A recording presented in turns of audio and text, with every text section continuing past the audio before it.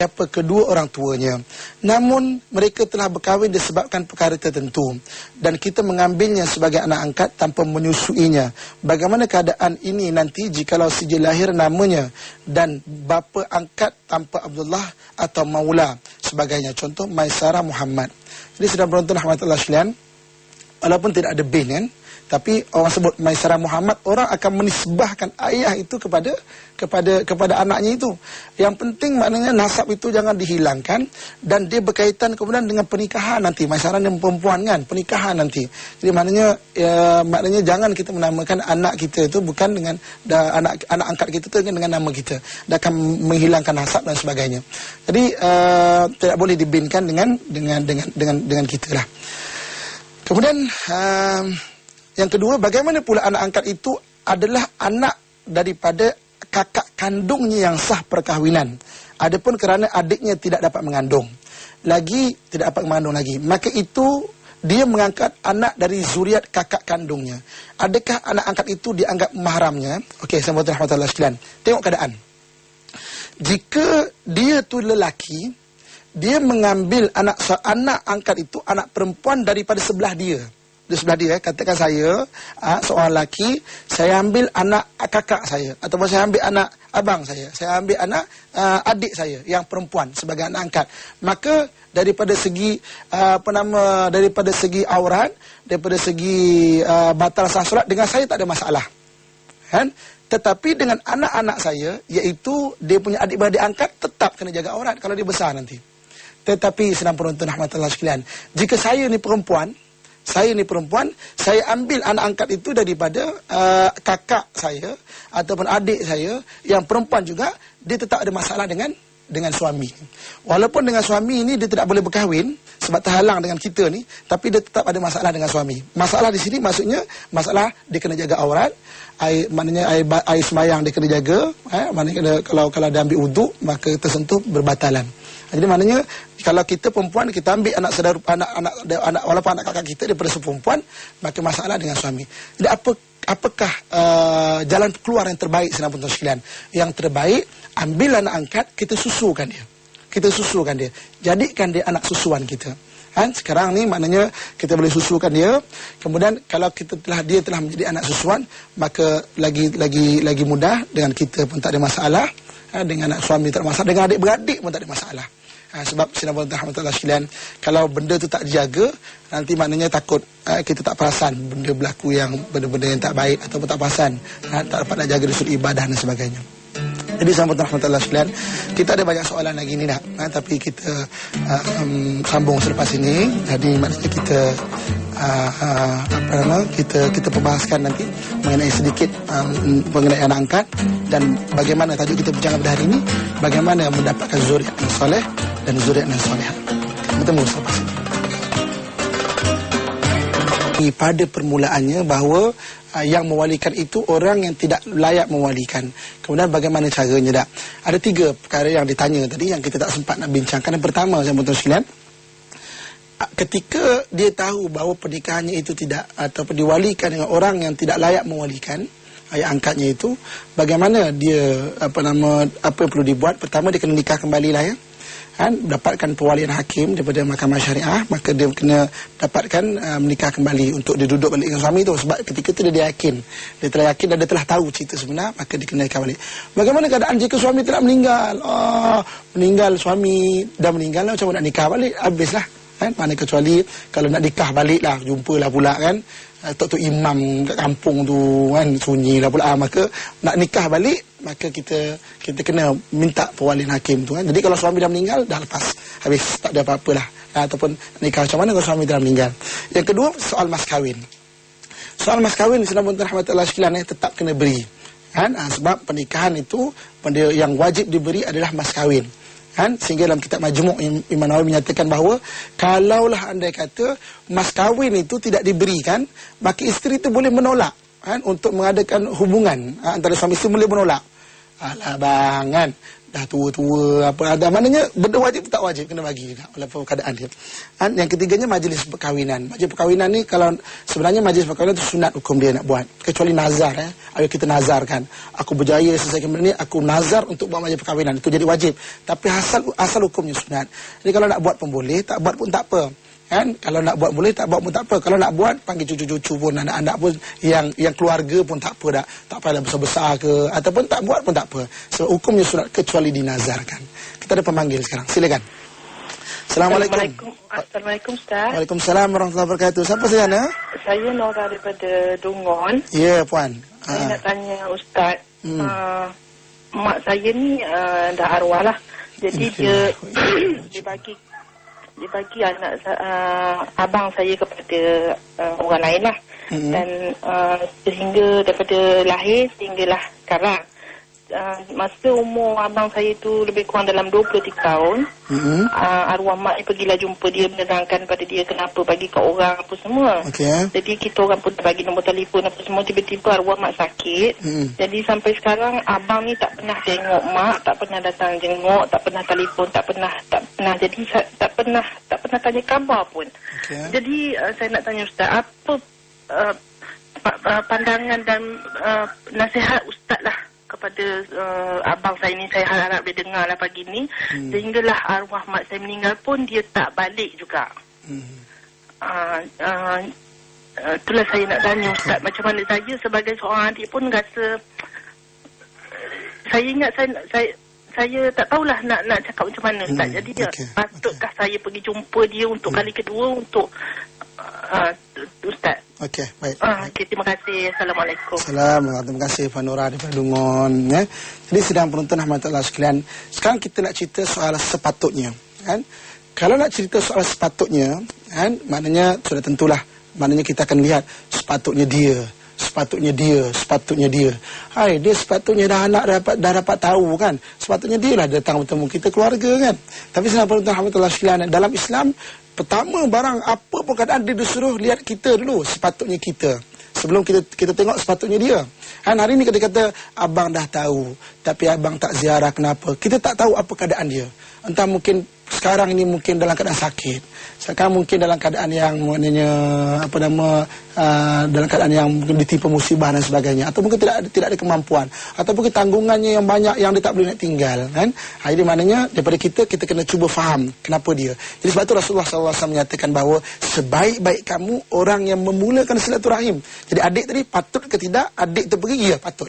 Adik cari abang balik, adik kan. Kak cari abang balik. Kan sambungkan balik sebaik-baik kamu. Mungkin abang ada keadaan dia, kita tak faham, kita tak tahu. Dah 20 tahun baru tahu, kita tak tahu apa keadaan dan perasaan dia. Bagi abang pula, jika melihat pada pagi, maknanya ajang pada pagi yang berbahagia ini juga begitu. Hubungilah silaturahim. Hadis riwayat Tirmizi, Nabi SAW menyatakan bahawa barang siapa yang menghubungi silaturahim akan dianugerahkan dua perkara. Yang pertama, dianugerahkan panjang umur dia. Yang kedua, dianugerahkan dengan rezeki yang luas. Umur milik Allah Subhanahu Wa Taala, kita tak tahu berapa umur kita. Allah nak panjangkan, Allah boleh, itu hak Allah Subhanahu Wa Taala. Begitu dengan rezeki. Tetapi Nabi bagi kita hint, bagi kita bagi kita satu tanda ataupun satu panduan bahawa antara cara kita nak mohon untuk panjang umur dan untuk kita murah rezeki kan, iaitu dengan kita menyambungkan silaturahim, ziarah. Tidak rugi kita berziarah, tidak miskin kita berziarah, tidak habis duit tambang kita, duit minyak kita rugi, Allah akan menggantikan balik. Jadi maknanya bagi adik ziarahlah. Bagi abang jika dengar, maka carilah keluarga balik. Hubungi silaturahim. Di dunia Allah beri kebaikan, di akhirat lebih-lebih lagi Allah akan beri kebaikan, insya-Allah. Jadi kita sambung bahasan kita senang penonton rahmatullah sekalian. Kita ada satu soalan lagi daripada senang penonton, silakan. Assalamualaikum warahmatullahi wabarakatuh. Waalaikumsalam warahmatullahi wabarakatuh. Ya, Puan. Daripada mana, Puan? Saya Norazimah daripada Sentul. Daripada Sentul, Puan, ya? Ya, Puan. Apa boleh kita kongsi pada pagi ni? Okey, saya ada satu soalan, saya. Ya. Adik saya ni, dia berkahwin dengan seorang duda lah. Jadi anaknya 3. Jadi dia pun selalu mengaji agama sebagainya kan. Jadi pertanyaan dia, bila setiap kali dia jumpa anak ni, dia ambil cuti sekolah sebagainya. Anaknya suami ke dia? Anak suami lah. Dia duduk dengan bekas isteri dia. Jadi waktu cuti sekolah dia ambil, dia cuba bertanya soal macam mandi wajib. mandi wajib, ambil semayang, benda-benda macam ni budak-budak tu tak tahu. Semayang tidak dijaga, aurat tidak tutup, sedangkan anak itu dah balik sejak dia berumur dah jam 4 jam 5 lah.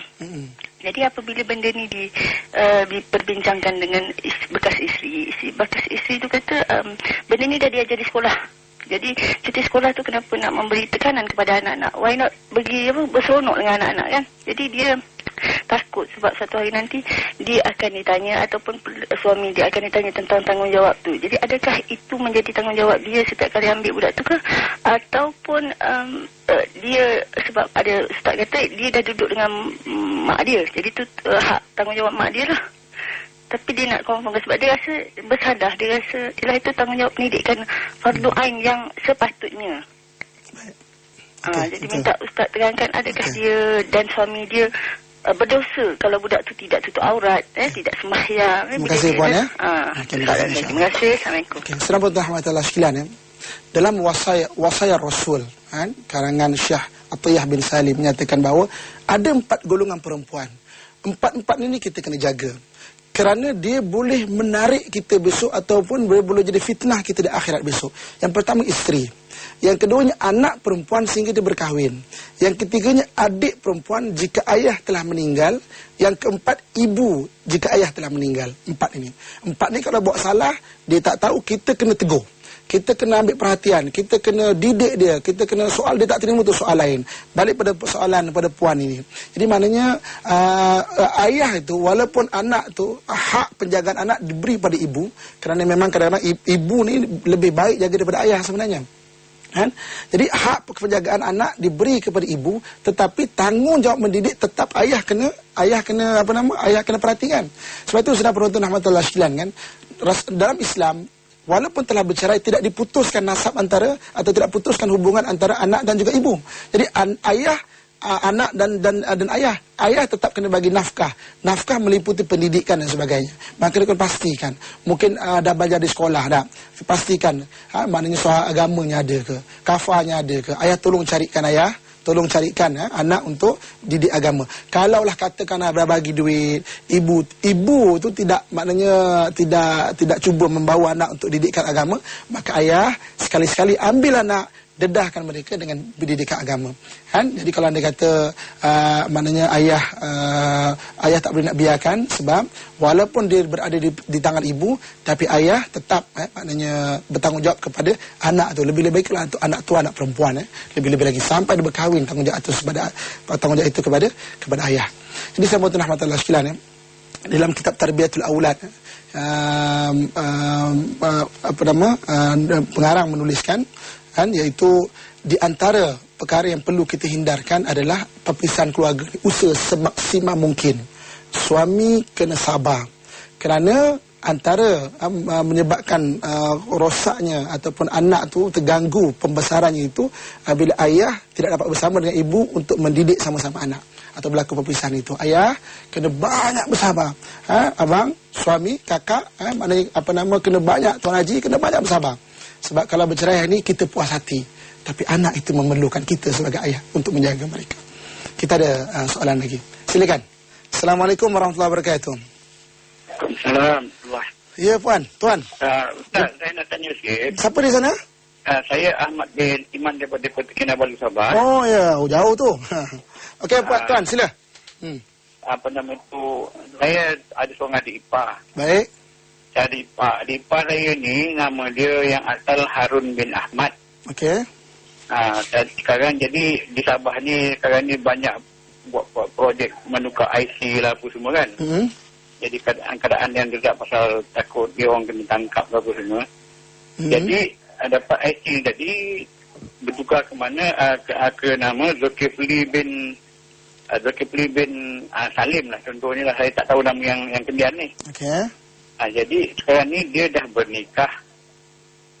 Dah menikah dan dah dapat anak. Okey. Jadi namanya pula, kata nama anak dia pun tidak tahu. Jadi kata nama anak dia tadi Yusuf bin Zulkifli. Okey. Sedangkan nama asal dia tadi daripada mak ayah dia Harun. Okey.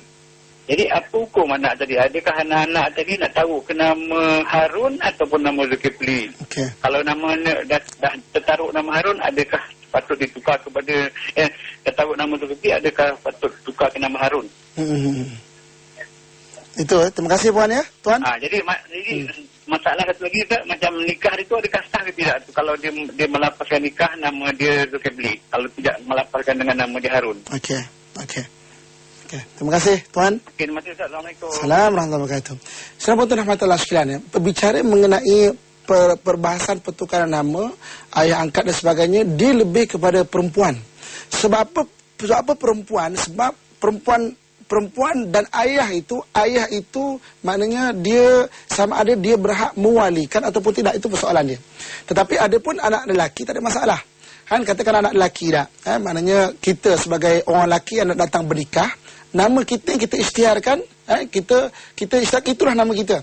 Dan orang umum memahami nama kita adalah nama kita, itu nama kita. Dan kita pun boleh sebenarnya menukar nama kita dengan nama yang lebih baik. Dalam hadis yang diriwayatkan daripada Malik menyatakan bahawa Rasulullah pernah mengubah nama seorang itu yang buruk kepada nama yang lebih baik. Jadi maknanya kita sebagai seorang lelaki boleh mengubah, maknanya tak ada masalah dari sudut pertukaran nama. Yang penting perempuan dan ayahnya, sebab ayahnya itu yang maknanya sama ada persoalannya boleh mewalikan ataupun tidak. Adapun dia tukar nama dia daripada Harun kepada Zulkifli, umum telah mengetahui bahawa namanya Zulkifli, dia dapat anak, maka anak tu boleh dibinkan dengan nama baru pun tak apa. Sebab itu memang benar-benar ayah dia. Bukan makna ayah dinisbahkan kepada yang orang lain dan sebagainya. Ini tak ada masalah. Maknanya soal pertukaran nama tu daripada sudut Islamnya tak ada masalah, sebab dia tuan lelaki dan nasab tu betul menasab dia. Yang ada masalah dengan datang pendaftaran ya, bagaimana boleh tukar daripada nama Harun Zulkifli, itu wallahu alam, itu bahagian perundangan lain lah. Kita bicara di sini dalam bahagian perundangan Islam. Mana apakah hukum status anak itu, apakah hukum mana status dia tu yang menukar nama dan sebagainya. Tak ada masalah. Jadi Alhamdulillah sekalian, itu berkaitan dengan anak-anak ataupun dengan pertukaran nama dan sebagainya. Jadi kita sedang bincangkan lagi Alhamdulillah sekalian mengenai bagaimana maknanya mendidik ataupun 7 cara mendapatkan zuriat yang saleh. Kita baru lepas satu, jadi kita sambung. Kita bertemu kembali selamat penonton sekalian dalam rancangan Tanyalah Ustaz. Alhamdulillah hari ini bertalu-talu soalan kita dapat, dan kita nak sambung lagi maknanya cara mendapatkan soleh dan soleha, tapi kita ada satu orang pemanggil. Ya, silakan.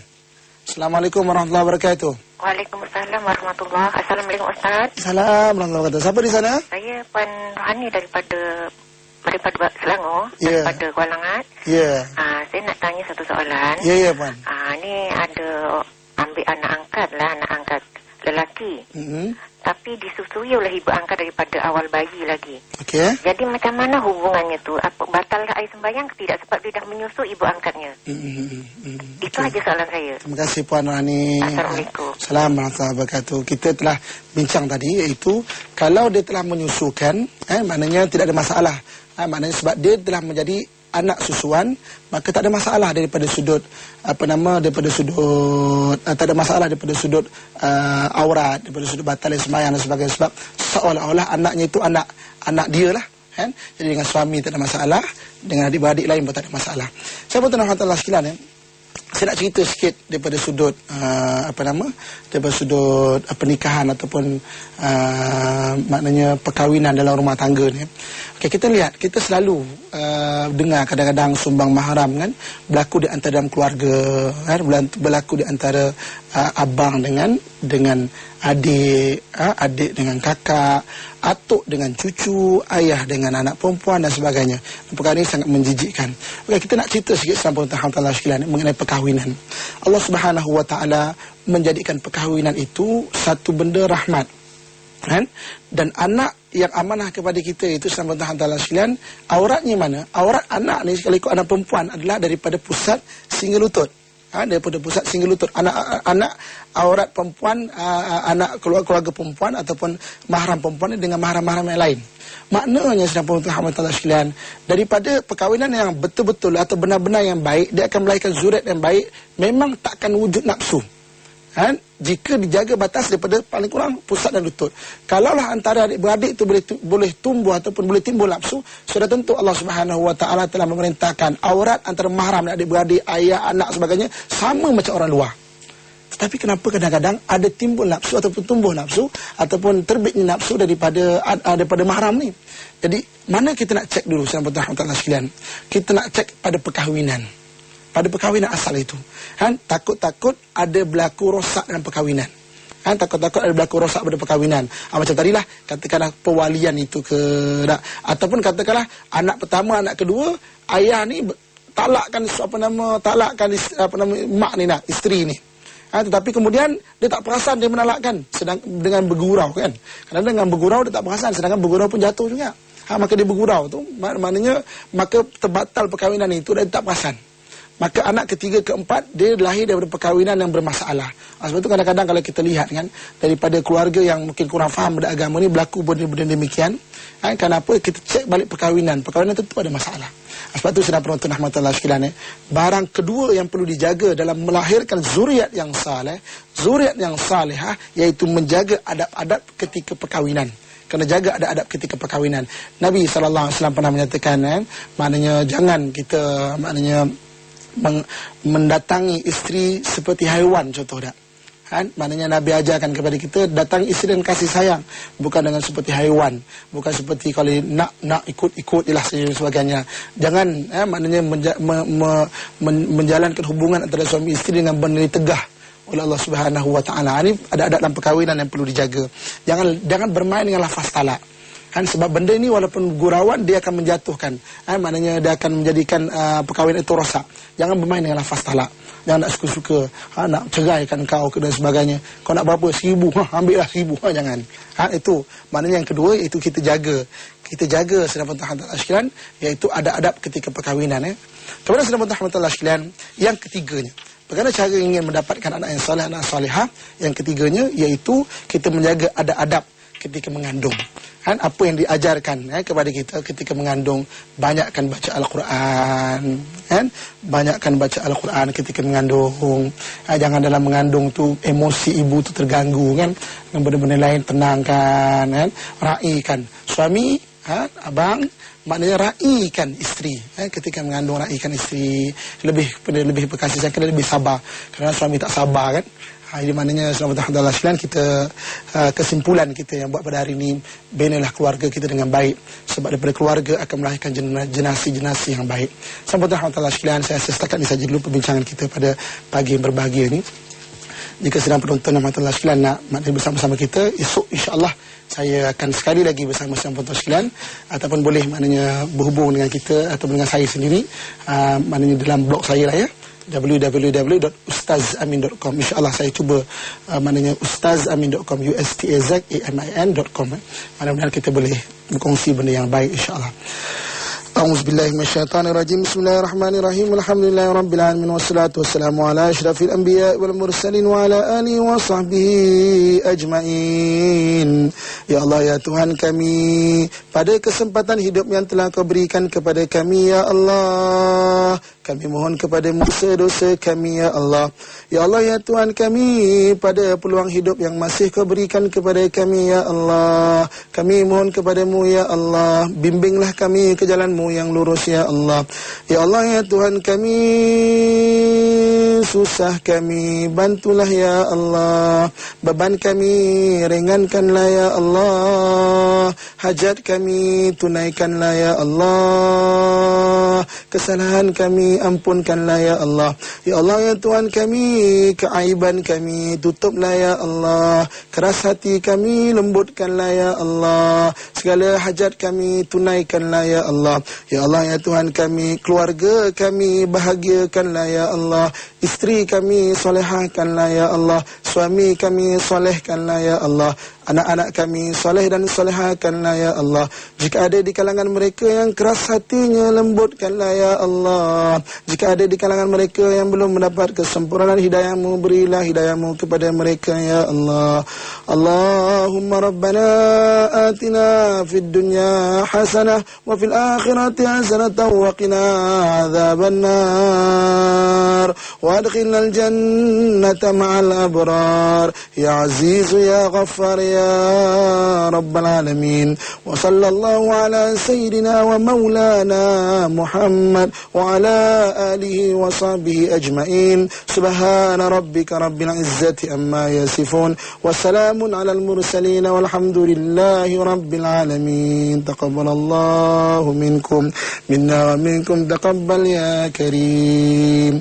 Terima kasih senang rahmatullah sekalian yang sudi bersama kita daripada awal sehingga akhir. Terima kasih kepada kru yang bertugas dan terima kasih kepada semua yang menjayakan program pada hari ini. Mudah-mudahan sedikit usaha kita untuk meningkatkan ilmu dibantu oleh Allah Subhanahu wa taala, untuk mendidik kita, diri kita dibantu oleh Allah Subhanahu wa taala, dan mudah-mudahan Allah beri keselamatan kepada kita di dunia dan di akhirat. Insya-Allah jumpa kita esok. Wabillahi taufik wal hidayah. Assalamualaikum warahmatullahi wabarakatuh.